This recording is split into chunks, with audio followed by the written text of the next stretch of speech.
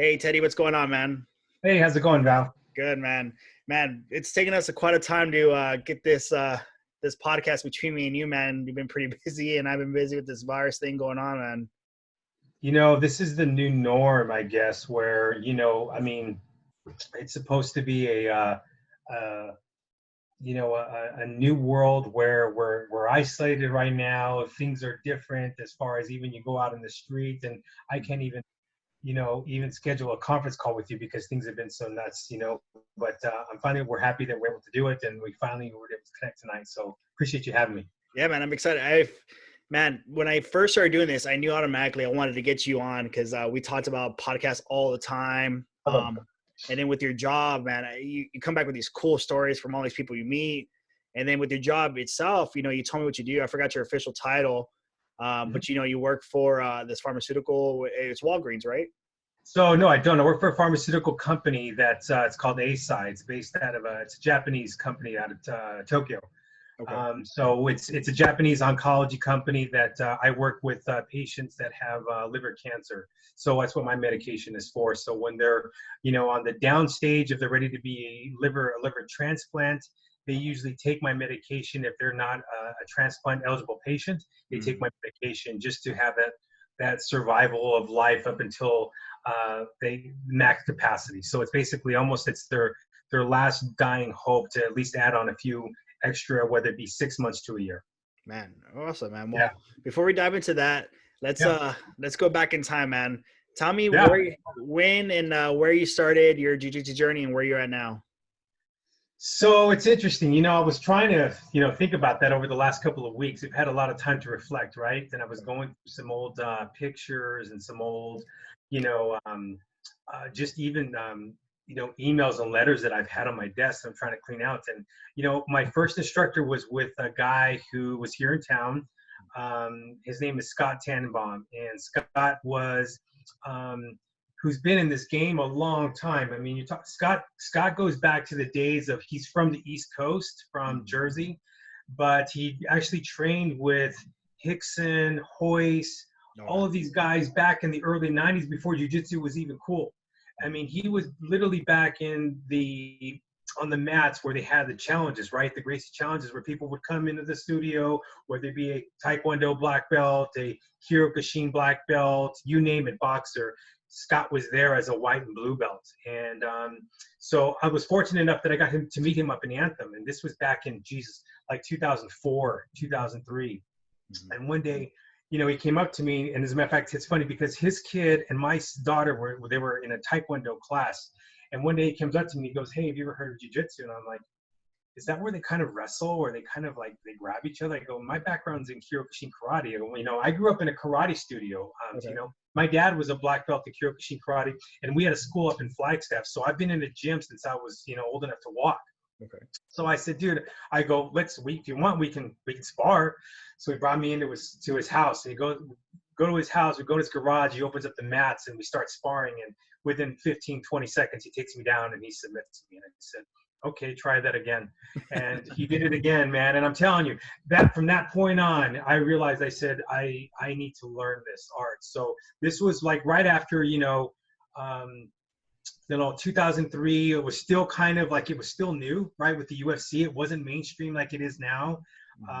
So we trained out of his garage. Literally every Sunday, I would go to his house and I would moan about it and just complain. And like, I don't want to go train at 8 o'clock in the morning, but I would go, and it was an amazing experience. And we would just, I had basically one-on-ones with him. He ended up getting his, I think Scott ended up getting his brown belt through Hickson. Okay. And he ended up getting his black belt through Higan Machado. So that's where I started up in Anthem with him. And then I took a break, man.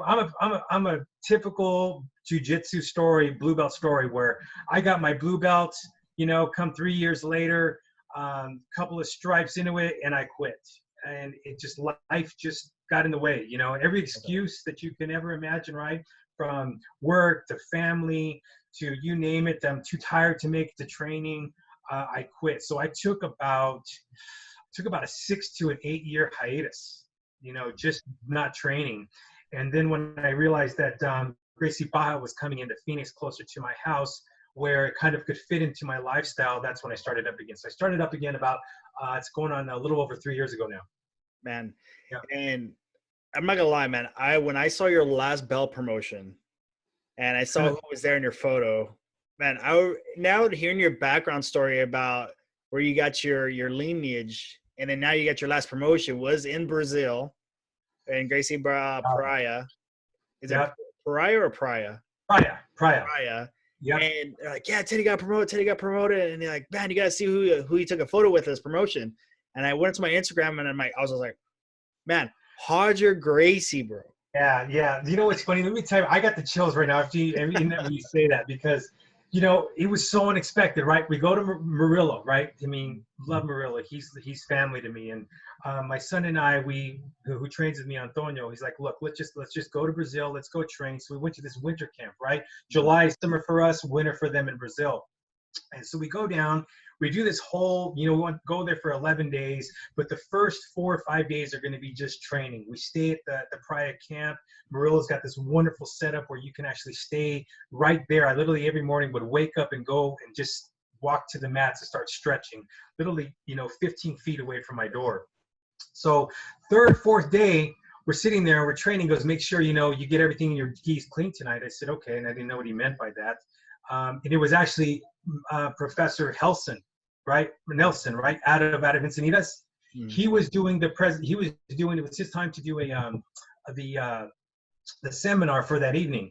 But sure enough, Murillo goes, oh, I had lunch today with Roger Gracie. And I go, what do you mean you just have lunch with Roger? Like, I go, it's Roger Gracie, right? So he ran into him somewhere in Rio and he says, hey, look, I'm here for the week. And Roger said, I'm here for the week too. He says, Roger goes, I don't even have my uniform. I don't even have a gi. Murillo goes, just come. So he goes and he shows up and my wife is there. She's sitting down there. My wife is now joining us in Brazil. My daughter, my other son, Diego, is training with us. And I look over and I told my wife, I go, look, I don't get starstruck too much, but that is Roger Gracie there. Take pictures of him. Take pictures of Roger Gracie. She had no idea who this guy was, right? Yeah. And so, yeah, so he was there. He taught the seminar, and I had no idea I was going to get promoted. You know, I had no idea. And so when they announced my name and everything was done in Portuguese, Murillo had said something about me, and we lined us up at the end. And he says, you know, Teddy, step forward for your purple belt. And I was like, wow. So I get there, right? And, you know, Murillo's kind of tradition is you got to kind of give a little speech. Yeah. After every promotion.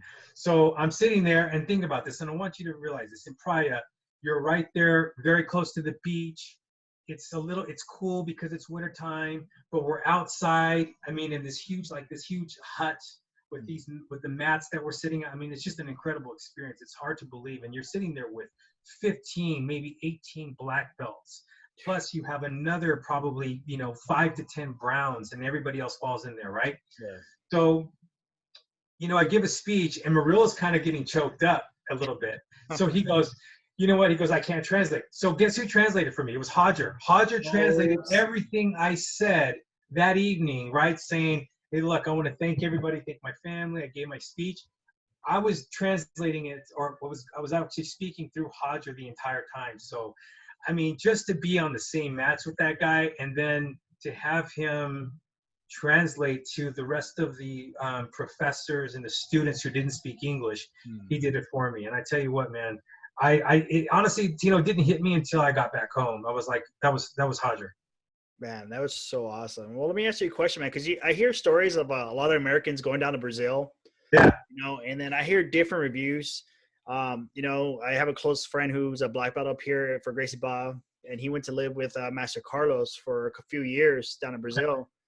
And I was like, what was that like? And he says, man, Americans for some reason are a lot more tougher than the ones in Brazil.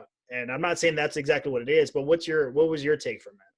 You know, the first thing I noticed is that, you know, I don't know, I definitely wouldn't say tougher, but it's possible that we just trained, I think, a little bit different. There were some extremely tough black belts that were there, and these guys are just so technical, and they don't use the strength. Some guys do, but I mean, I will tell you that I think that where I felt it was a little bit different, where when we started sparring, right after every class, what we do in Phoenix, right, we stand up, we spar about 80-90% of the time that we spar, right, we're from stand-up position. Yeah. They don't do that there. They start almost every I think every time that I rolled with somebody there in Brazil, we started on the knees. So I think maybe that could be like, oh, it's a little bit different. And I asked Murillo that, and he said that they usually don't start training from the feet doing takedowns at full force unless they're getting ready for tournaments, right? So they're like kind of preventing injuries, maybe, or yeah, and I could see why, but I tell you what, man, I got my ass handed to me on several occasions. So I felt like those guys were tough, and I think it was nice to test myself against some of the other blues, the purples. But I tell you that the camaraderie that everybody has on the mat, it's unbelievable. Like, you sat on the mat, and as each person would come in, whether if they were 5 minutes before class, 10 minutes before class, everybody goes and they shake their hands, everybody's hands around the mats. How's it going? How's it going? They don't know who I am. They didn't know who Antonio was, but they came in and they all gave me a hug. And, that's just the way their life is there. It's the respect was on another level. So maybe that's what it is. Maybe the respect is that they're just in a little bit respectful towards one another than we are, I think, at times. And maybe we kind of mistaken that for toughness. Who knows? Maybe, man. I had somebody told me that one of my friends in Brazil, they said the reason why Americans are so tough is because everybody who's good in Brazil all left to the United States. So I was like, maybe. So there's something to say to that too. I mean, a lot of the guys that have left, I mean, that's what they're aspiring to do is they want to come to the States. I've had a lot of guys that would have conversations when the broken English would come through on the mats, and my Portuguese was so broken that when we could try to kind of communicate, they all talk about wanting to come here, right? I mean, that's what they want to do. The dream is to come to the United States, open up a school, and run their own school and compete. So, but there are some guys there that I tell you that are just straight out animals. I mean, there's a couple of them that were just beyond, as far as some of the technical skills that I learned and I try to videotape. Anytime somebody did something to me and I said, can I just videotape this real quickly because I got to take this back with me. So it was an incredible experience. And I would recommend anybody, if they can do that, to go down and train somewhere in Brazil. And I think that you can find a deal to get down there, which if you can do it in advance, do it. And I think Murillo's got he's got the setup. So he's got his house that's there on the property, the praya's there in his backyard, and then he's got another couple of it's like a duplex where he's got 2 or 3 other rooms where people can stay. So there was 4 of us or 5 of us. Jay was with us too. I'm sorry I left him out. My nephew Jairo. We all stayed in one room, for the first 4 or 5 days before my wife and daughter showed up. So awesome. If you get a chance, man, you got to do it.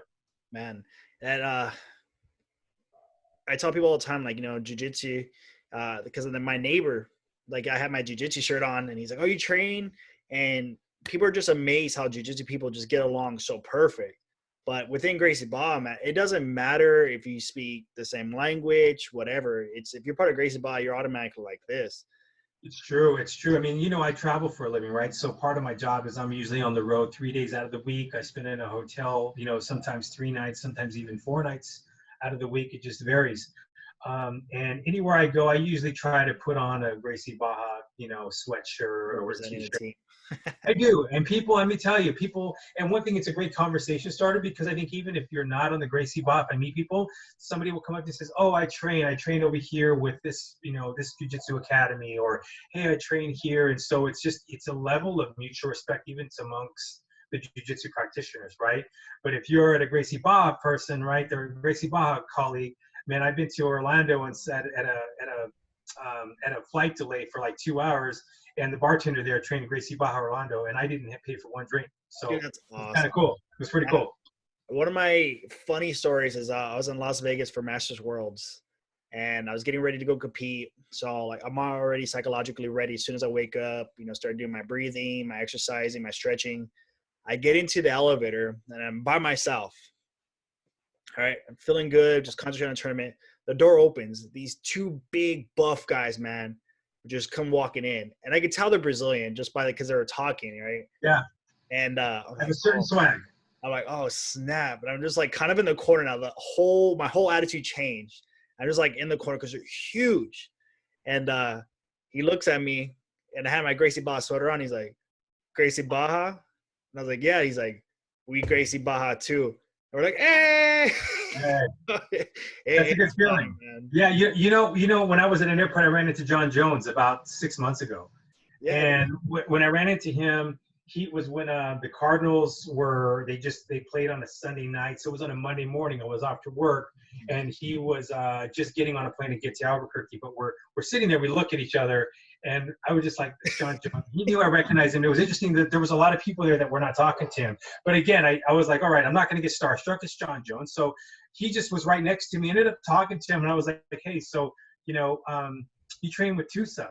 And so when I said that, he was like, oh, you're Gracie Barra. The entire conversation wasn't even about the UFC. It was about Gracie Barra. It was about jiu-jitsu.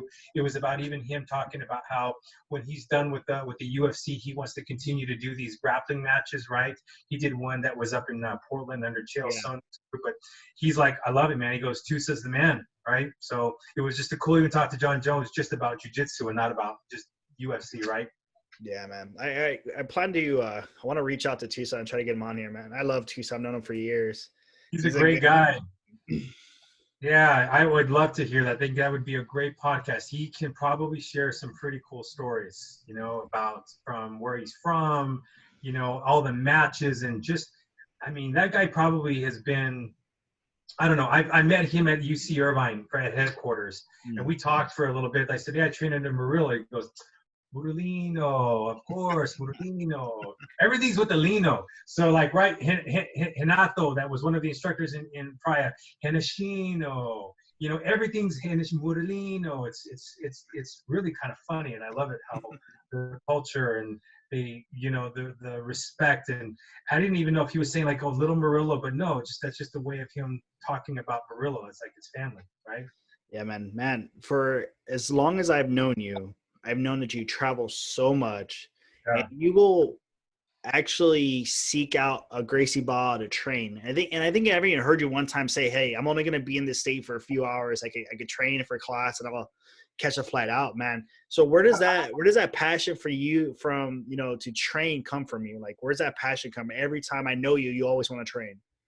So, as a matter of fact, I met you and Flagstaff. Remember I met you at another school. Yeah. I met you at Flagstaff when you went up to go train, and you were just there visiting, I think, right?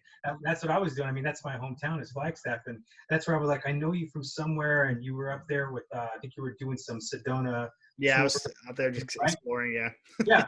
So, I mean, I'm lucky enough that, and I guess that's why I went with Gracie Barra, that I knew that with my work travel, that if I'm going to get back into jiu-jitsu, I'm not going to quit again. So I don't even know if I told you, going back to when I first started with Gracie Barra, even though I was a blue belt with 2 stripes, 3 stripes under TNT, under Scott, I went back to white belt with Gracie Barra.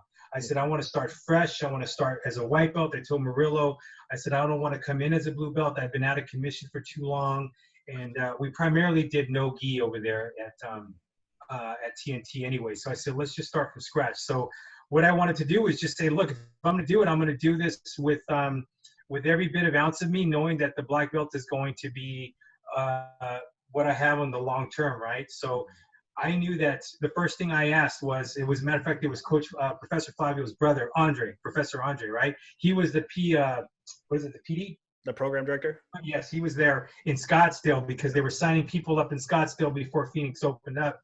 And I said, look, I travel a lot and I want to do this. I said, but can I train at other schools? And the first thing he says, look, man, your family, anywhere you go. And he showed me a map of all of the Gracie Barra schools. And I said, then I'm sold. So I knew that if I got back into this, traveling and the work thing was not going to get in the way. So what I do is when I travel, I literally will look at where I'm going to go for the week. And then I'll reach out to the professors that are at the respectful locations and say, hey, look, I'm trained under Phoenix, Gracie Barra, under Professor Murillo, or I'll say I'm under the organization under Professor Flavio. And let me tell you, I get everywhere I've trained under Draculino's school, Professor Orlando Sanchez's school in downtown LA, to Spain, right? So I went to Spain last year, and I went there for work. And Professor Leandro was there, knew Murillo. And that's another thing. Let me tell you, everywhere I go, everybody knows Murillo. Everybody knows that guy. So it's like, I just said to say, look, I'm training training with Professor Murillo. They said, come on in. And I'll do that. So sometimes, you know, my schedule's so nuts that I'll fly, I'll go to San Diego, I'll maybe go to an Encinitas and I'll train there for lunch, and then I'll fly back and maybe catch a night class here in Phoenix. So, you know, Tino, it's just, I know what it's like to quit. And there's a guy, he's a friend of mine. His name is Josh. Josh trained under Scott and I under TNT. We both started as white belts. And as I quit this journey, took a break, Josh continued to go on, and he's now a black belt. And I look at that as motivation, thinking, God, if I would have just stuck with it, I could have been a black belt by now, right? Yeah. And again, the black belt is not the be all, end all, right? It's kind of like when you get the black belt, you just start over again, right? But there's a sense of accomplishment, right? There's a lot of unfinished business, and so it's a commitment, man. I mean, but I love it. I love what I do. I love the what it brings to me, because I think that if I can show a commitment of jiu-jitsu and continuing to learn this art, right, which every time, sometimes I step on the mats, you know, sometimes I just want to step off it and say I'm done, just because I don't feel like I'm progressing as fast as I want to. But then I think, well, what would I do as in my business? Would I just quit? Do I quit as a father when things get tough in my marriage? So I think that that's what drives me. Right. That's awesome. And man, it must be something in your guys' blood and your family, man, because Coach Meach would always bring up about your son that he got into a car accident or he got hit by a car, but he was still trained, man.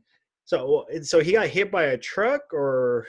Yeah, so Antonio, he was driving on ASU campus, right? He's a freshman this year, and he's driving on campus, his bike, his you know, one of his state bikes, and he's driving it, and I don't know if he was in the wrong side or whatever it may be, but still, he's a biker. So it was actually a bike. It was a bicycle. It was a bicycle, and this truck came at a 4-stop, hit Antonio. Antonio flew off the bike, and the guy stopped, but he was in a hurry. So Antonio got his license plates, and you know, Antonio ended up training that week. And you know, and it's just, I think that it's also. It just goes to show the passion, I think, that where we drive each other. And I'll tell you a story. When Antonio was 10, 11, he was doing jiu-jitsu up with Scott up in TNT. So he already was going. But, you know, at 10, you're forcing kids to go, you know, get dressed, get on the stuff, let's go. And we were forcing them. So, you know, I didn't force them this time when I went back to Gracie Barra. So I started in December. And I forgot what year it was. It's been like a little over 3 years. But I started in December, and Antonio went with me to go see Jordan and Murillo go compete at the Pan Ams up in UC Irvine. Okay. And that was like in March, right? Isn't that Pan Ams in March? I believe so. Yeah. So we went there, and Antonio saw Flavio. Flavio, he saw one of his matches, and I think Flavio took gold that year. And when he saw that, Flavio Almeida? Yes, yeah, Professor Almeida. So he saw that, and he was just like, Jesus, like he got like inspired, and he met Murillo, he met Jordan and Joan at the time. And so that's when he decided, like, I'm going to come in and do this. And I said, well, look, if you're going to do this, you're going to do this, you know, 100%. You're not going to go one class, skip a week. You're going to go and commit 2 to 3 times a week. So he's done it, man. And, you know, the good thing is that we're able to drive each other. And, you know, he's also a lot bigger than me now, right? So so it's fine. It's good that we get to drive each other. So it's a good compliment with us here at the house. Drive my wife nuts, and my wife and my daughter. But yeah, but it's fun. It's a good. So speaking of family, man, we talked about this before we went online. You know that the coronavirus has played a huge part now in your personal family life. So, man, if you don't mind, let's go ahead and dive into that of what's going on and where you guys are at now. Yeah. So my daughter did in January, she went to Spain, she went to Barcelona for an internship and a study abroad through U of A. I know you're a U of A fan, right? You gotta be, right? So she went to Barcelona, and so, you know, everything was great. She was having a blast over there. And my wife went out to go visit her like in the end of, I think, February or the 1st of March. Then Antonio went on his spring break for ASU, went to go visit her. And then all of this broke out, right? All of the coronavirus, the spread of it. Everybody was kind of like up in arms, not knowing what to do. Then on a Wednesday night, I don't know if you remember this, but Trump had said that we were going to shut down all travel coming into the United States. Well, all three of them were there. And they were already there. Antonio there was there for about 2 weeks. Benji was there for, I think, almost 2 weeks, almost 3, maybe even 3. And I called them up and said, you guys got to get home. So it wasn't clear yet if you were an American or not. Trump just says, by Friday deadline, you need to come home. So they came home. And prior to that, I will take even a step a little bit back. My daughter was feeling sick already before then. Yeah. We didn't know what it was. We thought it was allergies. It was winter over there. So when they came back, they got back on a Friday. We quarantined ourselves right away. We just said, you know what, just in case. And I think I was, telling the school, GV Phoenix, hey guys, sorry, I'm going to take a timeout. I don't want to take the chance of getting anybody sick in case I have it, through my daughter, my wife, my son. So anyways, they ended up getting tested here in Phoenix. And my wife and my daughter did. And my daughter came back positive for COVID-19. And so they said, if your daughter's tested positive, just assume the entire house is positive. So we've been in lockdown, man, for the last 4 weeks, longer than most people than it's been mandated. We've just been self-quarantined just because, one, I have a father and a mother who's, at that age where they can't afford to get sick. My mother-in-law has a immunocompromised system to where she can't afford to get sick either. So we've been in quarantine, and it's been, I tell you, it's been tough. We've been driving each other a little bit nuts. I mean, I'm even putting puzzles together, if that tells you anything. I never put puzzles together. So it's been tough, but we know we think we're over it. We're on the upside of it now. We're fortunate enough, like I said, that I don't have to put on a gi within a pillow for a grappling buddy here at home. I have my son. And so we bought mats, and we've been training for here at the house. So we've got about a 10 by 10 section, and we've been doing the Gracie Barra Zoom classes, the Baja Fit. We've been doing the rounds. Tomorrow morning, we're going to do the 5 rounds, 5 minutes on, 5-minute rounds, 1 minute rest. So we're going to do that tomorrow. So it's been great. It's just a little bit of an adjustment, right? We all know that this is not the same as being on the blue mats with the red shield wall, and we miss everybody, but it's the best that we can do. So I think that we should probably be out of quarantine in the next week or so. She's on the upside of things. She's feeling better. I was actually feeling a little bit fatigued.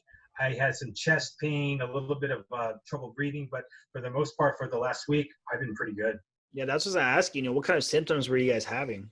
So, she had every symptom that they, again, she talked about the symptom of smell and taste. Yeah. That was something that they said later on, that they're saying that these patients are saying they couldn't smell right, they couldn't eat right. She definitely had those. I haven't had that, but she had a hard time breathing. She had a hard time even going for a run. And it just almost felt like a weighted, something was just weighing her down. So I felt a little bit of that. My wife came back tested negative. So what does that mean? We don't know. It could have been a false negative, right? We don't know. She could still have the strain. But for the most part, we're pretty good. But I would say that if you have a fever, anything like that this is the, hey, there you go. Say hi. Say hi. He's even representing Gracie Barra. Yeah, like Soderman. Let's see it. So yeah, man. So but we're all feeling much better now, man. We're definitely on the upside. Thank God, because it's we've been quarantined longer than most other people, and we did it just because, again, it would be irresponsible for me to go out in the beginning not knowing if I was tested positive. So to this day, I don't know if I had it officially, but I have a good friend of mine that I'm in the health industry and I have a lot of physicians who have tests, so I'm going to get a couple of tests in the near, probably the next week or so, just to confirm that I don't have it. That's awesome. Like, so when it came to, see, you said that your wife was probably the one that got hit the heaviest, or? My daughter was. Yeah. My wife felt, I think, some symptoms. She felt some fatigue, but she actually came back. They tested negative for my wife. My daughter positive. They never tested Antonio, but they just said that since one person in the house has it, might as well just that everybody has it. Just assume. And just out of curiosity, man, how long did your daughter's well, first off, how old is your daughter, and how long was the symptoms for? She's 21, and she felt, so she had the symptoms in late February. So that's one of the reasons why my wife actually went out there, is that she knew she wasn't feeling well. And I said, look, just go visit her. So my wife went out there. She got a great flight going out there to Barcelona, and she had a mild fever. Again, the taste, the smell wasn't right. She just wasn't herself, right?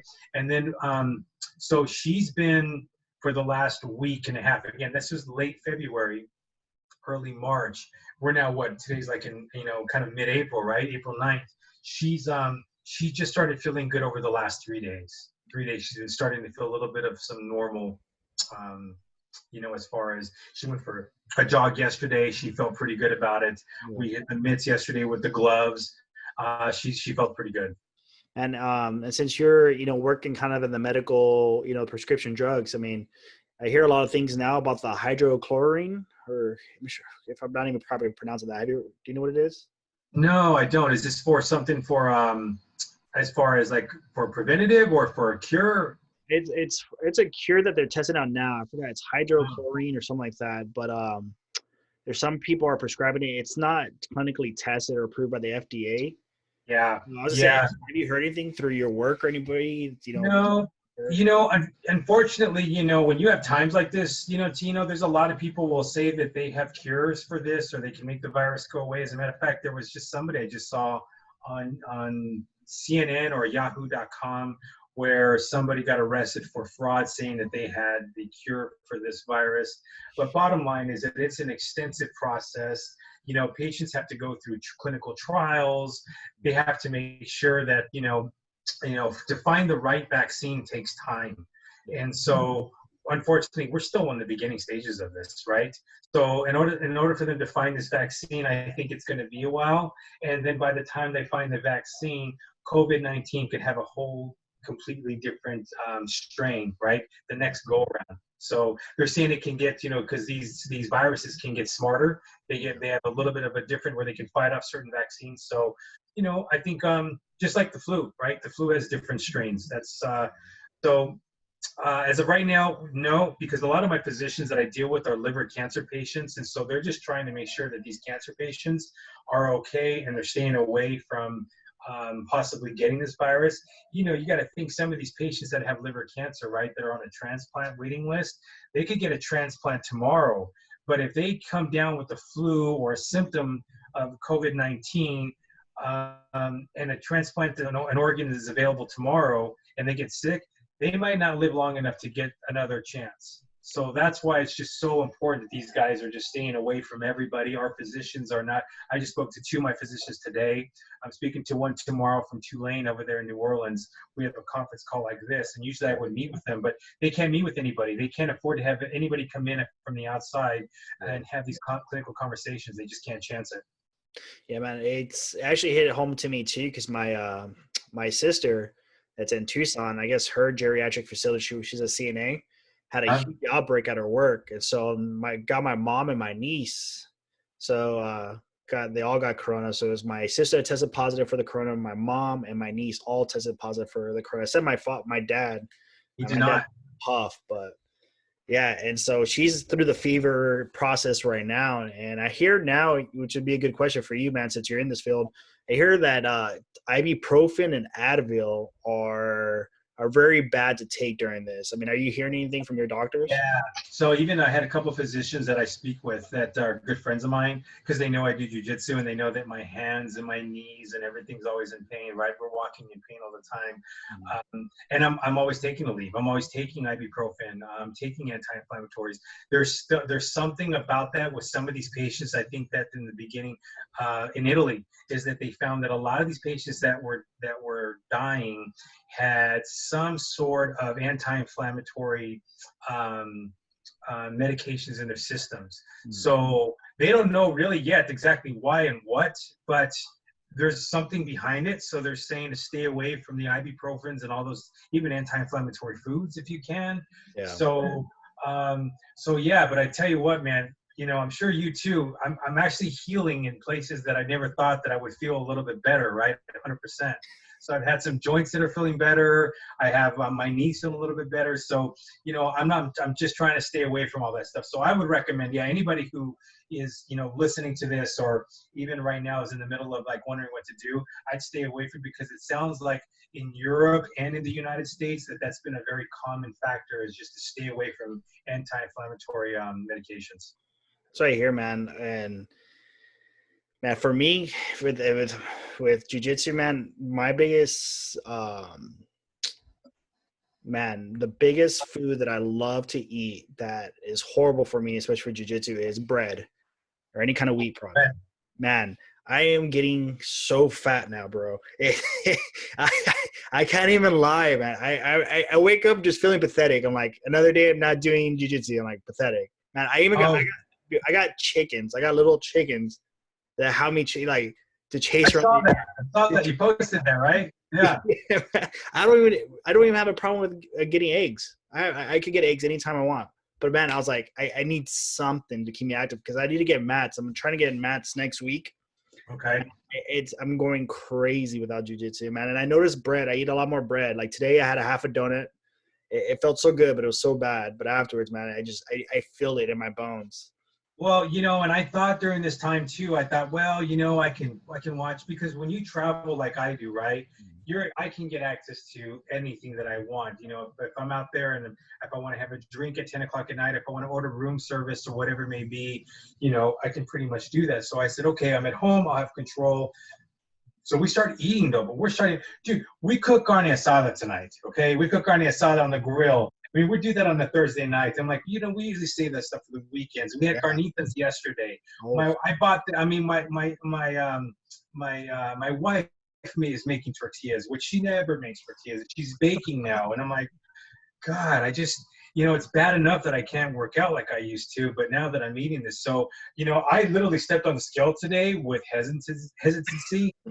And let me tell you, man, it's not as bad as I thought, because I am getting some stuff done, but I tell you, I know that I'm just, maybe the weight is the same, but it's not like, doesn't feel the same. Like, I know that I'm just, you know, softer than I normally am. So it's been tough. I tell you, man, when we all get back, I mean, I've seen so many memes, and I'm sure you have on social media, like everybody's just like waiting to get on the mats, and everybody's huffing and puffing within the first 30 seconds, 60 seconds. That first time that we all roll together as a team, even though Antonio and I have been able to do it, it's still not exactly the same, right? Yeah. It's not the same from we get together as a group and we do it. But it's going to be interesting. We're all going to be out of shape. We're going to get a little bit of you know, tightening up that belt a little bit more, or loosening it up a little bit more. I mean, it's true. I've been getting used to, because all my conference calls, I'll wear an upper like shirt and tie sometimes. Tomorrow I have to, and I'm wearing just basic sweats. I mean, I don't even know what it's like to wear jeans anymore, and I got to get back into a suit here really soon. So it's crazy, man. I'll tell you what, and I know, and I give all props to what Gracie Barra's doing. They're really trying to make it the best for us, right? Baja Fit, the classes. You know, again, I think that I'm very fortunate that I'm able to travel all over the country to go to these different professors' gyms. But now, what we're doing now, right, is that people who cannot travel like I do now can take a class from Draculino, right? Or from Professor Fabiana out of San Antonio, or from Professor Flavio, the Estima brothers, right? How cool is that now that we could take these classes online? And it's a pretty cool thing. So I think that it's a different way of life, but I'm hoping that, you know, moving forward, that maybe these guys will want to do it maybe once a month, still do a class online. I think it'd be really cool if they do that, right? Yeah, man.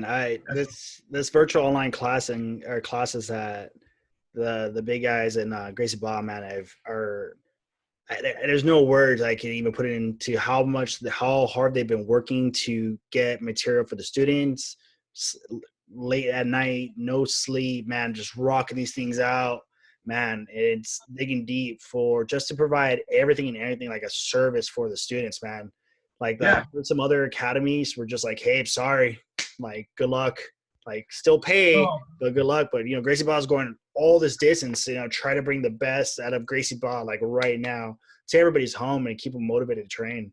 And it's great, and I think that again we're very fortunate, and I tell you, and if we can be as students, I mean, I got to be honest with you. I know that some people have to kind of freeze their memberships, you know, if they're under financial hardships. I totally get it. You know, I mean, into going into some waters that we've never been before, right? And we're experiencing it right now. I'm optimistic. I think we're going to get out of it, and I just don't know when, but I think that we're going to get it out of it sooner than later. And I think we'll be back on the mats. I think we'll be fine. But I just appreciate it, and I hope those students who had to freeze can come back and just pick up where they left off. But I totally understand. But I do think that, you know, supporting the school if we can, and it just kind of just complements and it helps what you guys are doing to provide these classes. I mean, look, if we're online, there are so many classes that we could choose from. I mean, there was a Zoom Gracie Barra fitness class, I think today at 11 o'clock. You know, I was like, okay, there was one yesterday at 4 o'clock, you know, and then there's the classes that just that we have in GB Phoenix, right? I mean, we alone have I think two, sometimes 3 a day, right? So it's great. I love it. I think it's great. And I think that, again, moving forward, maybe we can do something like this once a month where we can have, like, you know, Estima do one of the classes. Flavio teaches a class online, because I think everybody likes to see different styles. And that's the beauty about traveling, going to the schools, that you can see what a Draculino, how he teaches a particular move. Maybe it's a little bit different. We're all following the same curriculum, but when you hear it from him versus a Professor Flavio Almeida or somebody else, Tusa, you just get a little bit of a different kind of you get what their take is, and then you make it your own, right? Yeah. Man, so let me ask you a question, man, because I mean, I know you, man, you're a jiu-jitsu, you know, you love the sport. But what do you love the most about, you know, Gracie Barra bringing all these, like, kind of big names, these old school people, these legends of Gracie Barra, bring them to, you know, the Gracie Barra online for free? I mean, how do you, like, what's your opinion on it? Like, how do you feel? I love it. I love it. Like I said, I mean, Draculino is like I said, I went to that school in Houston. He's out of Webster, right? And when I went out there, just to sit in that class with himself, some of the students, he's got some studs that are in that school, not only in the jiu-jitsu world, but also in the MMA world. He's got some fighters there. I love it. I mean, to see Estima right, I think he's in London, right? Is that where he's at? To have him alter his time to where we can in the United States, you know, watch him and give a class, a presentation. I mean, we're lucky. So again, there's some good that's really coming out of this. We get to see some of these professors in a different aspect. Professor that's out of the Mamba Academy, right? Argis, right? Yeah. He did one, I think, or he's done a few, I think, up to this point online, right? I think he's done a few of them. Professor Gabriel Argis? Yes, I thought he's done one. I know that I've been following him, so I think he might have either did one on a national level, or he did one for his school and he put it online, I think is what I'm sure he's done it for his school. I'm not sure. I have to look. Yeah, but it's great. I mean, get to see all these people. I mean, the Professor Fabiana out of San Antonio, right? Yeah. Right? She did one. So I love it. Every time that you guys, I got to be honest with you, when you guys send the schedule for the week, like here's who's going to be doing the classes at noon for Monday through Friday, I love it, because it's like, okay, great. I want to see how this professor, what's, you know, just a little bit of their teaching methods. And even though, again, we're online, it's a little bit different than being live in a class, but it's the next best thing, right? I love it. So, and I know some schools are not able to do that. Some of these smaller jiu-jitsu gyms, some of them are trying, but man, the resources that GB offers is pretty unique. It's pretty, and Dr. Felipe, right? That's out of our headquarters, right? Yeah, Santa Monica, yeah. Yep. Yeah. Man, when I hear other people speak, but not of Gracie Bob, but man, it's you know, and then sometimes some people I talk to about what we're doing don't even do jiu-jitsu, and they're like, man, this sounds like a lot of value you guys are giving to your students. And I'm like, well, I think for me as an instructor, you know, when people want to join jiu-jitsu, I think of them as actually like this is like a passion. Like, they're really serious about this. And, you know, I'm sure the Gracie Ball and the big wigs up there too feel the same thing. And they want to, you know, give as much resources as they can for everybody for this passion. Because, man, I mean, we're trying to change people's lives, man. And I mean, it does that. Jiu-jitsu does that. And Gracie Ball, you know, focuses on that. But, man, Well, you've been around this for a while. You've heard the term many times. It's a way of life, right? As a matter of fact, when I got my blue belt, Antonio bought me this really cool coffee mug that says "Jiu-Jitsu is a way of life," and I'll never forget. He I forgot who we were with, but he had said something, and this is really cool. I'm a proud parent, right? So he said something along the lines of, I always tell my kids to pick a hobby that they're passionate about. And when I say hobby, it can be anything, right? You can pick up drawing, you can play piano and guitar, pick up something or do something that you're passionate about. And it doesn't matter what you're passionate about, just be passionate about something. Part of my interview questions when I interview new candidates for a job within my company is that I'll throw them a curveball by asking them that question. I'll say, look, just a question out of curiosity. And they're here and they're all uptight during this interview. And I'll say, just question, what are you passionate about in your life right now? You know, and they're like, what do you mean? And I was like, well, what drives you? What makes you a better person? And then sometimes they'll give me this kind of canned answer, like saying, well, it's because I want to sell this drug and I want to care about the patients. I said, look, don't tell me what I want to hear. What drives you? And I've had people say, are you serious? Well, music drives me. This is what I love doing. I said, great. I said, because I want to hire somebody that has a passion that makes them better at one thing. If they're really, really good at something, it's going to complement them. It's going to make them better at other things, right? So going back to what I was saying, going back to Antonio, I said, what's your passion? Is your hobby jiu-jitsu? And he goes, no, jiu-jitsu is not a hobby for me. It's a way of life for me. I have a different hobby. Jiu-jitsu is my life, you know? And I'm like, that's pretty cool because it really is. It's a way of life. And we learned that in Brazil, how, you know, this is what they do. I mean, if we talk about Resenha, you know, we sit down on the mats after training. Some of these guys in Brazil, they start Resenha before. We'll sit there and we're sitting there stretching and I'm like looking at the clock and I'm like, when does class start? And they're like, relax, it's going to start soon. You know, we're waiting for other guys to show up and people are trickling in, but this is just this is their life. So think about this, you know, over this last month, not only has these people who've been doing this for 20 years, the likes of like Flavio Almeida, Professor Flavio Almeida, Professor Murillo, and all these guys, Meach, Coach Meach, all these guys have been doing it for years. Our way of life's been disrupted. Yeah. It really has, and it's been very tough. And if you're alone and if you don't have anybody to train with, it can be a little bit trying. So I respect and I hope that anybody out there, you know, we have some of our students who are doing this at home and they're practicing on the mats during the Zoom. Man, I'm so proud of those guys because they're sticking with it. And we're going to get out of this thing soon. But, you know, our way of life it's changed a little bit. So, and I don't know where I was going with that, but my point is that it's a way of life, right? And if you're passionate about what we do, which I'm passionate about this because you brought it up a couple of times, and I'm hoping that it makes me better in my job. I hope it makes me better as a father. I hope it makes me better as a husband. My boss just told me today, he's like, you're pretty passionate about jiu-jitsu, aren't you? And I go, yeah. And he goes, I can tell. He's also a wrestler, so he gets it. He was a collegiate wrestler. And he was telling me, he's like, I get that. And he goes, and that's what makes you better than some of these others is that you know, I know sometimes and I get a bind at work and I'm thinking, oh my God, I just want to just tap out. But I'm thinking you or somebody on me or Austin on me, I'm thinking I can't tap yet. Let me give it everything I can before I really, right? So that's what it's done for me, man. It's done more than I can really explain unless you've really gone through the journey or you're part of the journey, right? So, you know what, that's a good idea because we all know about this, man. A lot of us upper belts know about this life, but when do you think, because I'm trying to think myself, when do you think from day zero being your first day trying the intro class, from that day to when do you think that we hit that point of like, you know what, yes, jiu-jitsu or no jiu-jitsu, I'm never coming back? So good question. Your first day, I think it's, you know, anytime you come back to a second class, you're thinking, okay, is it better than the first one I went to? Maybe should I give this another shot?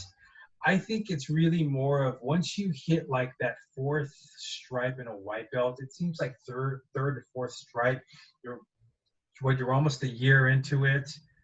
I always tell people when you start dreaming about jiu-jitsu at night, that's when you know you're full on into it, right? And it can vary for certain people. I mean, seriously, I mean, you got to relate to this, right? Because there's times I'm sitting there and I'm thinking, you know, and I'm sitting there and I'm thinking, okay, I got tapped out tonight. I could have done this differently. Or you're smiling going to bed thinking, I got this guy and I tapped him. Finally, I got this move that I've been trying. And you go to sleep thinking about it. You wake up thinking about it. And you get in this thing like, oh my God, I'm thinking about it. You're then now looking at stuff on YouTube videos and you start to become obsessed, right? I feel like you get that around the third, fourth strike because you're still kind of new first, second, you're still kind of, but once you get that third strike, then you start to roll, right? You get that opportunity to start rolling. And even though you start to get your butt kicked a little bit, even if you get out of one submission or if you roll with somebody and you can roll without getting tapped, you're like, that's a win. Right? And you're like thinking, okay, now I can see what I can start doing. So I think that's when you start dreaming about it. You start daydreaming about it during the day. You start sitting here during an email thinking, what am I going to do tonight? How am I going to handle this? How am I going to try that move that I've been trying to work on all week? Am I going to try something different? Am I going to hold on for dear life tonight and not get choked out by the upper belt? So I think that to me, so I would say around, like I said, around that time that you're able to roll, that's when you're deep into it. And then you get the blue belt blues, man. I'm a prime example. And I don't know what it is, I've seen different things on Facebook, Jiu-Jitsu Times, all these different articles, but there's something about the blue belt where you've gone through it, I think a little bit over a year, you get that accomplishment and you're like, okay, I'm good. Maybe it's because you see that there's a long journey to get to the black, right? Or maybe there's another long journey to get to the next level. With me, it's just it's a long journey, man. I'm gonna probably not get my black belt until my 50s, and that's fine. I'm not going anywhere, right? Yeah, I'm not going to. Man, it's funny. You brought back some memories of my own. Man, for me, if somebody had a person in Gracie Barra, Tucson, his name is Nate. He would always do his variation of a double underpass. And I was getting close to Masters Worlds, my first competition for Masters Worlds. And I could not sleep. I would not sleep. And my son's mom, when I was with her at the time, she's like, what's going on? Like, why are you staying up? Like, what's going on? And I'm like, to tell you the truth, I was like, I need to figure out what he's doing and how to counter it. I was like, because for me, I was like, if one, it sucks to lose, but two, I was like, if he could do this to me, then somebody at the tournament could possibly do this. And man, so there was tons of sleepless nights, like looking up videos, as much as I can. And now there's one person, or if he's gonna laugh when he hears this, but he knows that he keeps me up sometimes at night, is Professor Dave Weber. Man, I don't know if you ever rolled with Professor Dave Weber. He's taking it easy. I rolled with him a few times. That guy is like, he feels like 300 pounds when he's on top of For it. sure. Right? And I tell him, I was like, man, one of these days, I know if you're seeing this, Professor Dave. Yeah. Days. It's funny he's one of the guys I think about all the time. Like, girl, how do I get you? He's got. I love when he teaches his classes every now and then. I think it's great, and he does his nogi classes, right? He really specializes in. And I rolled him a few times. Like I said, I know that I know he was only about 50% on me, and he just controlled me. And I'm like, I'm bigger than him. Maybe I'm not stronger than him, but I'm bigger than this guy. And man, he put me on side control. I was just like, there's just no way that he's gonna hold me here. And submitted me a few times, and yeah, he's good. And that's the beauty about it, right? Because we go back for more. Like, I can't wait to roll with him again someday. I can't wait to roll with some of these people, and that's why I love going to some of these other schools, because I think that it's a way that you can also go and kind of measure yourself, how you're doing. I think that's why I love that when people. I recommend this to everybody. If you can't get out and travel outside of Phoenix, right, and go try other schools, if you can, go do that, because you can go and you can kind of test yourself, how you're doing. And to be honest with you, I think that we've done very good in Phoenix, where we've gone in, and I think we've got this mental toughness in there, right? Where we go in and we start a lot of our sparring at stand up. We go at it pretty hard, man. We have some tough guys in there, and a lot of us all started as white belts, right? And have gone now to the ranks of purple. But if you can't get out of town, go to Phoenix, go to Peoria, go to Chandler, go to Ocotillo. You have all these schools. Go and start rolling with different people, and you get a better idea of your own game, what works and what doesn't. Because the same guys you get to roll with, right, and this, they start to pick apart, and they understand your game. Like, okay, I know Teddy's going to do this. I know he's going to do that. We all know Frank's going to go for the half guard, and Frank's going to try and sweep you with that half guard. And now I won't let him get that half guard as much as I can possibly not give that to him. But I think it's fun to do that, and I think that if you I said that's the beauty about Gracie Barra, is that we have the advantage of going to all of these different schools. Just take your little red visitor's card, and man, you're golden. And so I think that I'm hoping that with technology, right, we've learned a lot over these last 4 weeks that we can get the technology part down with iPhone or their phones. We can get like we can swipe him somehow, and Gracie Barra Phoenix will know that I was there. And because sometimes I have to take a picture saying, give me that dot, right, every now and then, just because I want you guys to see I was here. Yeah, man, it's something that when I as like a instructor, people would always ask like, hey, how's it? Should I go to different schools? I'm like, man, every Gracie Barra brother or sister or school, that's your teammate and that's your school. I told him, like, anytime I go to a different school for Gracie Barra, they're always the same thing, man. This is your house. Make yourself at home. And it gets you both, I think it's good to roll with the same people and they know your game, because that forces you now to be a little bit more trickier to disguise it and come up with combinations. Sure. But the aspect of it also is that, yes, if you go to a different academy and you get to train with other people, and you get to see different looks because everybody's different types. But, man, it's just the intimidating factor, man. Myself, sometimes even still now when I go to different schools, even being like, just – a brown belt working for, Arma up here, the project, it's still nervous for me when I walk into another school. But, man, every single time, no matter which Gracie Barra, it's always been open arms, hugs. Yeah. And it's really, really awesome, man. No, you say something, though, I think is very true. I think that there's a kind of an intimidation factor when you walk on the mat at a new school, especially, me being now purple, that I'll go to a new school and I'll have blue belts that they'll start looking at me and they'll ask me right away, let's roll, right? And so it happens. And, and as a matter of fact, Murillo said something kind of important to me because, I have not, since I've been with Gracie Barra, I have not really competed in any tournaments. I did tournaments in no-gi when I was with Scott with TNT. And, yeah. Dude, I did tournaments my whole life in karate. A little bit different, obviously, but I did a tournament almost every weekend growing up. So I'm kind of tournament out, but I think that I'm going to start doing it. Probably the goal is to get a few tournaments under my belt this year as a purple. But Murillo said something important. He's like, dude, you have to understand, he's like, when you go to these other schools, a lot of these people look at you and they put a target on your back and they're going to go at you pretty hard.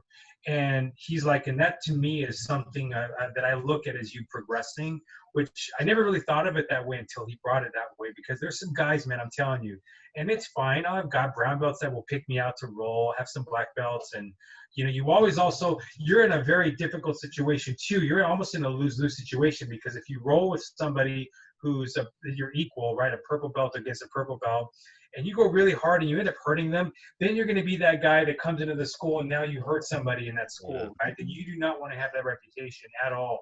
There was one, I had one roll with somebody and I hurt, actually I did an anaconda and I didn't let go until I thought the person would tap. Well, the person didn't tap in forever.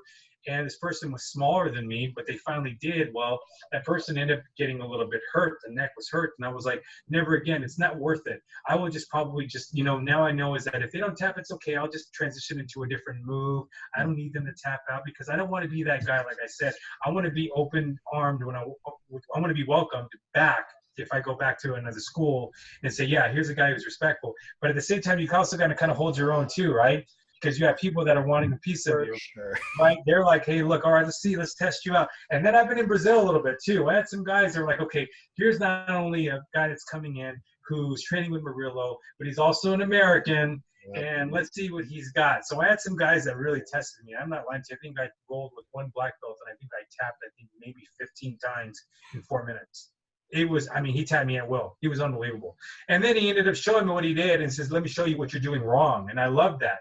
You're right. But it was cool. But you have guys, man, that sometimes, but I would say, but for the most part, everybody welcomes you with open arms.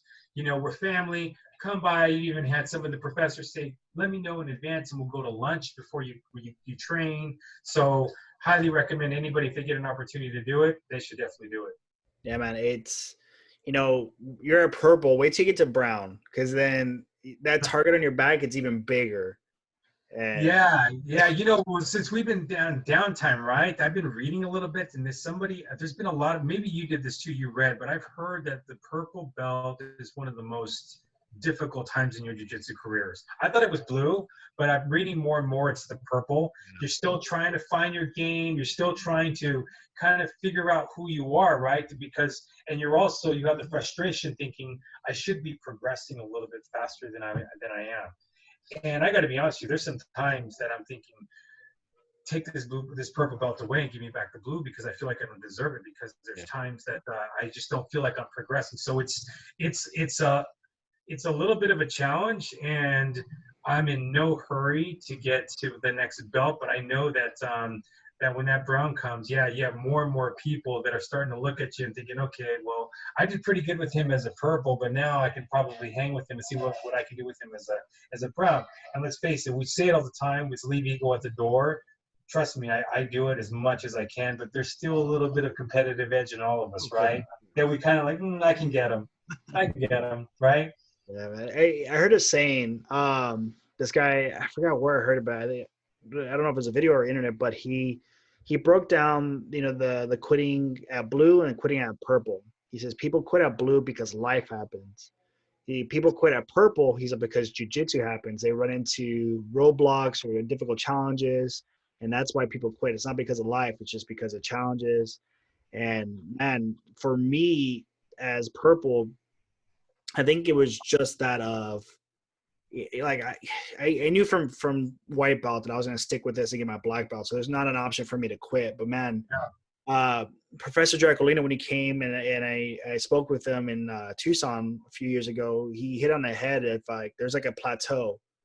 For white belt, you start here and you progress, and then you'll start here and then you'll progress and up here. And those plateaus, man, he's like, those get for hours, days, even a year. And those are the hardest ones, and I think those days where you do not feel like training, I think those are what helps you get past that plateau, is to keep on training, man. You're exactly right. And what you just said, the life, then jiu-jitsu, as a purple belt, you quit, right? That's exactly what I've been reading. So, it's interesting. So I think that what I do is I just ask questions. I ask people like you who have progressed. I ask people like, our professors. I used to be on the phone calling Murillo all the time, saying, Murillo, I'm quitting today. I'm not coming back anymore. Teddy, come on. This is just what you need to do, and this and that. I love that. Can I tell you real quickly? He told me something, and I know that, and I listened to your podcast with Frank, and Frank talked about Murillo, and everything that he said about Murillo was true. But I remember when I went back to jiu-jitsu with Gracie Barra, Murillo was really the selling point to me. And I remember telling him that, when I was working doing the jiu-jitsu with TNT, we did MMA jiu-jitsu. So we did everything with striking. We did a lot of Muay Thai. We did a lot. I mean, hence that's why I had two ACL surgeries, another surgery on the right knee for replacing meniscus or fixing the meniscus. So it was a little bit hard on me. So I knew that I was a little bit older, that I couldn't do that anymore. But I remember telling Murillo, and I said, hey, I just want to get good at one thing. I said, I was a pretty good striker. I was pretty good at boxing. I was okay in jiu-jitsu, but I just felt like I was mediocre at everything. And I wanted to be really good at something. And Murillo told me, he goes, Teddy, you were a duck. And I go, what do you mean you're a duck? A duck can swim okay, but not great. You can't soar like an eagle going after its prey and grabbing something and taking off and being a predator. You're a duck. And a duck is like okay swimmer, and okay in flight, okay in walking, right? And I'm thinking, he goes, don't be a duck. And I was like, shit, it's that easy, huh? So I was just like, that's where I was determined. Like, I just really want to get good in jiu-jitsu, right? Really want to get good at it. And, I think my striking days and sparring, even though Antonio and I have been doing that here at the house, it's been kind of fun. The jiu-jitsu, I just really, really want to get good at, and I want to master this, which we never really do master it, right? We just get better. We just try to learn. Even when we're black belts, we just got to get, we start over again. So that's what the goal is for me right now, is just to, get better at this art that frustrates me. I gave up golf because golf frustrates me. So I had to give up something. And then, it seems like the more I played golf, the worse I got. So with jiu-jitsu, at least I can see some progression, even though I hit these plateaus like you're mentioning. Man, they're real. And I would tell anybody who's new, once you come in and you start, and whether you be a white belt or you go to a blue and you hit these plateaus and you drive in and you're thinking, I just want to turn around and go home. Because one, it's easier to go home. It's easy to just say, you know what, I'll go tomorrow because I don't feel right. Yeah. And you hit it right there on the hammer on the nail there, is that you got to go when you don't want to go. You just have to. And you walk out of there feeling so much better, thinking, God, just to think that I just did not want to come here today. And I ended up pulling off a submission that I didn't think I was going to get, right? Love it. And that's the beauty. That's what draws me to the sport, and to this art. And I say sport, but it's an art and it's a way of life. That's what draws me to it. And look at the people that it's put me in front of. It's put me in meeting people like you.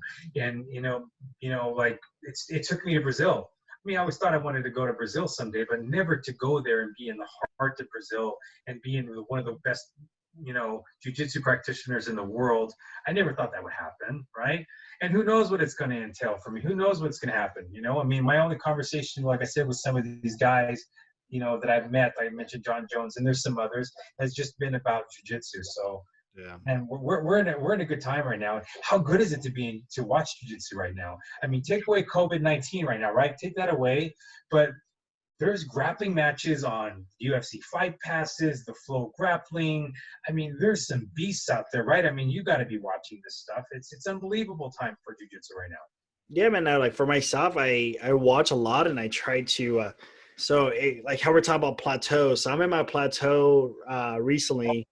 Anybody who thinks this is for the lower belts, anybody who thinks that in jiu-jitsu, you're going to stop learning, man, as a brown belt, I consider myself, decent. Like I could kind of like protect myself. I don't think I'm that great, but man, when I started doing a competition class and now these guys are using this lapel guard, squid guard, praying mantis guard, not lasso guard, worm guard, reverse worm guard. And I get in these positions, I'm just blown away that somebody came up with this. So, and now I have to relearn, this whole strategy. It's basically like, it's a strategy and I have to understand it. And so I'm at my plateau with it. Cause some days, man, I don't even know what kind of guards they are. I talked to Professor Pugh. I'm like, what kind of guard do you call it? He's like, I just call it a lapel guard.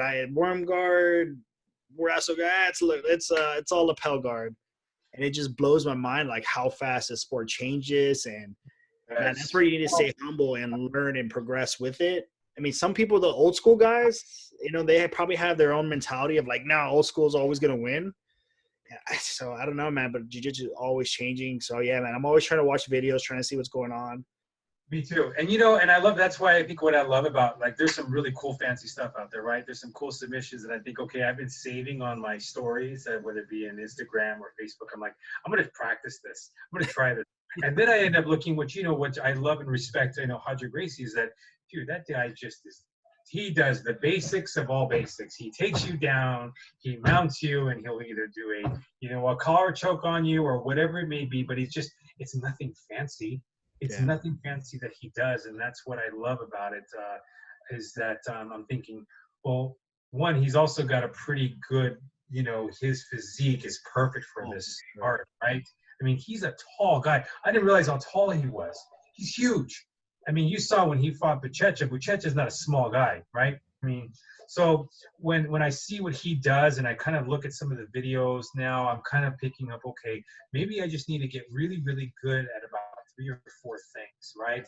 And then that's going to help me with my game. And then I can complement it with other things and try something fancy. But I'm not going to be doing flying arm bars or a lot of the other things that I wish that I could do. One, I don't have the athleticism for it. And two, I don't think the age is on my side. So I think that I just got to play my game and continue to learn with what we're doing, with our basics that we're doing, and kind of make it into my own, which I love, right? Because we've always been taught, especially with Gracie Barra, is that you got to work with the imperfections, right?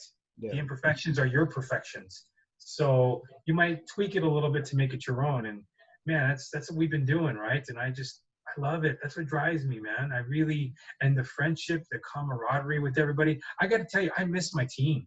I miss going on the mats and seeing you there, and all of the guys, and hearing Frank, always hearing something about Frank, right? Um, and I tell you, we have such a good group of people. As much as I travel, I love my GB Phoenix team. They really are a good group of people. So I just can't wait to get back. I'm sure you guys feel the same way. You guys, this is, we talk about way of life. This truly is way of life for you guys. And I'm hoping that, we can get back out there soon.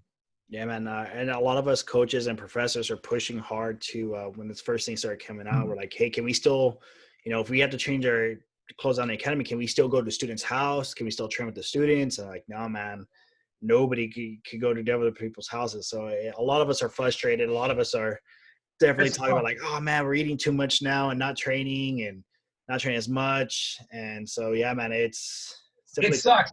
It sucks, right? But you know what, though? At the same time, you got to think at the back of your mind. It's not going to be forever. And, maybe it should also put some things in perspective. Like, we think about jiu-jitsu, we do jiu-jitsu. But I tell you what, there's some things that I probably should be doing in this off time, which I'm doing slowly. I finally cleaned up my garage. I'm trying to put my life back together with my office at home. But, I think it's a good time to reflect on the things that we've been pushing aside, right? And I'm not trying to make, I'm just trying to make the best of it. Yeah. But I tell you, I think that when we go back to full on training again, doing these things, we got to remember these times right now and thinking, okay, well, I know what it was like to not have jiu-jitsu in my life. What did I do then to kind of pass the time? Was I productive? Because at the end of the day, you're going to tell your kids someday about this, right? And they're probably going to ask you, what did you do?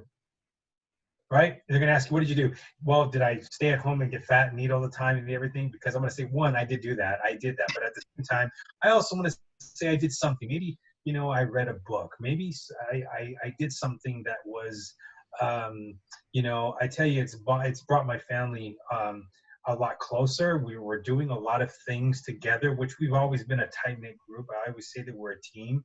I also think that we're also getting pretty much tired of each other as well. So I think they're ready for dad to go back to work and go do some traveling a little bit.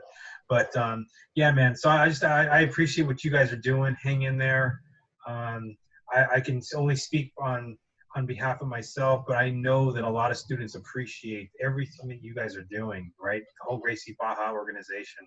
So, and then today my wife saw me, I'm yelling in the background, oh shit. And I go, she goes, what? I go, they came out with some brand new shorts and GP wear. Now I got to order these things. Oh, I saw those too. Right? Right? Like, why do this now? Okay, so you're still getting me. You're still getting me. I'm still going to buy them. Yeah, I saw those too. And I was like, "Whoa!" Yeah, camouflage. I saw the camouflage ones. Yeah. So, but real quickly though, for you, have you taken advantage of, as far as like we don't do a lot of Baja Fit in Phoenix. I think that we're going to with the new school, but do you feel like the Baja Fit has helped you with cardio? Have you been taking advantage of doing it during the Zoom? Well, I actually haven't done one Baja Fit over Zoom, man. We've been so busy with the project here in Arizona. Okay.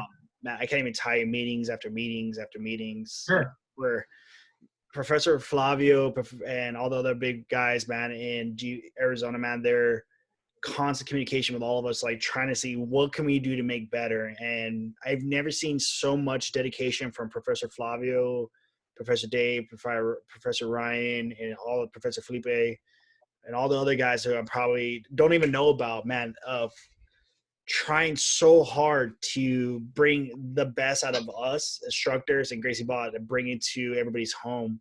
So, man, unfortunately I haven't done a Baja Fit. When I get the chance to, something will come up. I'll get a message like, hey, we need you to do this and do this. And you're busy. I get it. And I mean, I've heard Professor Vivi's classes are awesome. My son's mom in Tucson, she's like, oh man, that was awesome. Professor Vivi had a great class. I'm like, damn, I missed another one. I was like, so I haven't, but I've seen Baja Fit from different schools, and I hear it's really good cardio.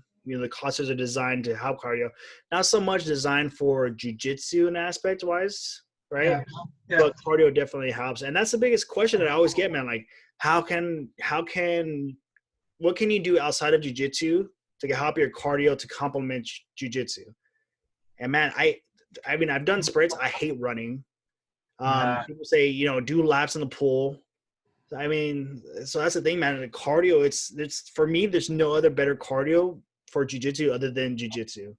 It's great. And I will tell you, in my peak condition in jiu-jitsu, when I first started, I was also doing half marathons.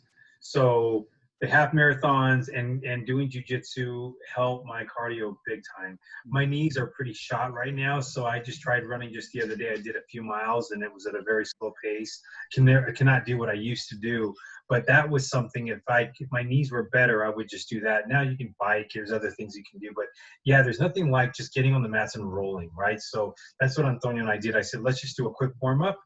And let's stretch real quick. And then we just went 5 rounds. We went 5 rounds, 5 minutes apiece. And our hearts were just like, we were dying. We were like, okay, this was great. This is what we needed. And we're going to go tomorrow. So we're going to do that tomorrow. And man, hopefully, like I said, just try to maintain a little bit before we get back in there, because there's going to be some people that probably are not doing what I'm doing and eating, and they're going to be ready to go. So they're going to probably want to take our heads off. So it's going to be fun. Yeah, man. So let's get down to the something I do for all the people I interview. It's called competition rounds. So I'm just gonna ask you some questions, man. You just answer, Fast, speed. You ready? Okay. Just put it at the top of my mind. Yes, sir. Okay. Right. What's your favorite submission? Arm triangle. What's your least favorite? What's the worst position or the worst submission for you to be caught in? What's the submission you hate to be caught in? A guillotine. Oh yeah, those are bad. I don't like guillotines. Is that from Coach Foquinho? Yeah, that guy gets me in a lot of guillotines. Funny you said that. He does. He gets me a lot. I think it's also that I leave my neck out a little bit more than I should, especially during takedowns. So yeah. All right. Yeah. Next one. Your favorite guard? I really enjoy the full guard. I love full guard because I like that I have a little bit more control and I can do and set up submissions or sweeps. So I know a lot of people are liking half lately, but I'm still a big fan of full. Okay. And what's the guard you hate the most to be caught in? Half guard. I hate when somebody gets me in half guard because then they do the sweep on me, and I'm telling you, I'm very vulnerable for that, and especially as of lately. So half guard is something that I've been that I'm working on. Yeah. Is it because of the lockdown or? A little bit of the lockdown, and also I think it's whether they have I need to work on passing a little bit more, and when I am passing, I think that I'm being a little bit more vulnerable to somebody sweeping me, or for the most part just sweeping me, and then they get top position. So, or I'm just struggling just to get around them, to get out of it. Yeah. So that's been my issue lately. Cool, man. Well, that was the rounds. That's all I got for you. Those were easy ones, because I tell you, I mean, I got to work on some things. So hopefully, if we do this again, I'll tell you some different answers next time. But man, I love the arm triangle. I love it from a top position on mount, or I'm on the bottom. Yeah. I love the triangle, so I'm a big fan. So, well, I'll tell you, man. Yeah, lots to work on. Thanks very much, man, for coming on, man. I'm glad we finally did this, man. I definitely wanted to get you on, talk about the virus, how it's affected you guys. Because again, man, man, from training with you guys and everybody who knows who's from training with you guys, that you and your son are dedicated. You guys are always train. I definitely wanted to contact you guys and see how you guys were doing. Appreciate it. Everything, man. So, I mean, any last words from you, brother? No, man, just do what you're doing. I love this. I think that the more that we do these conversations of I love to hear stories from other people's backgrounds, and I think that it's these podcasts, they're real, right? I mean, we listen to podcasts all the time. I do, and I know a lot of us in the jiu-jitsu community listen to podcasts, and I think it's just like, even if you pick a pearl from somebody, like, hey, maybe I learned something, or I'm going to try this different. And I sometimes can ramble on a little bit and I talk too much, not as much as Frank though, but then maybe they'll get something out of it. So I love when you do it. Continue it, man, and just everybody stay in there, man. Just do not quit. Do something. We're going to get out of this hopefully in a short period of time, and we're going to be on the mats again. So I just encourage everybody just to hold on. Awesome. But thanks, appreciate it. one last thing, man, because I know I'll probably get in trouble if I don't bring this up. So that Bruce Lee behind you, brother, where did you get that from, man? That's a pretty cool artwork, man. So I got to tell you, I was gone recently, and my wife painted that. She did that. Man, making tortillas and painting, man. You got a winner. She's an artist, right? And I'm telling you, so I have three things on my wall. I have three. So this is my office here, and I have my favorite martial artist of all time is Bruce Lee. I mean, I think that he respected all martial arts and respected. I think he's like the pioneer of MMA, right? And so I wanted a painting, something of him, and she did that freehand. And I'm telling you, she's so talented. So she's gonna draw me, and she's gonna paint the mural of the Gracie Barra symbol, and do Master Carlos Gracie as well. She's gonna paint his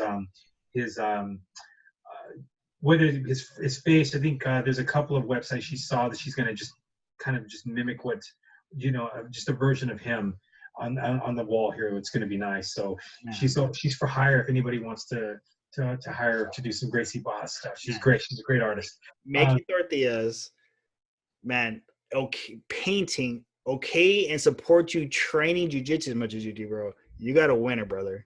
Dude, I'm telling you, I did. Hey, well, look at I started to go after her when I was 10 years old and she was 15, and then she finally gave me the time of day, like 10, 12 years later. So, yeah, I was persistent. So, she did that, and then I also have Bruce Lee, and I have BJ Penn, and I have Muhammad Ali. Those are probably three of my biggest martial arts and combat sport figures. I think that drive me. I mean, BJ Penn was they call him the prodigy because of his jiu-jitsu, right, back in the day, and I don't like seeing where he's at right now, but he was an unbelievable jiu-jitsu practitioner. He still is, and Muhammad Ali for many different reasons. That's a whole other podcast, but yeah, he's the guy. That's actually the focal point of my room, though.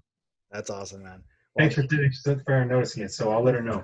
Awesome. All right, thanks, Teddy, man. Hey, we'll do this again, brother. You take care, brother. Thanks again.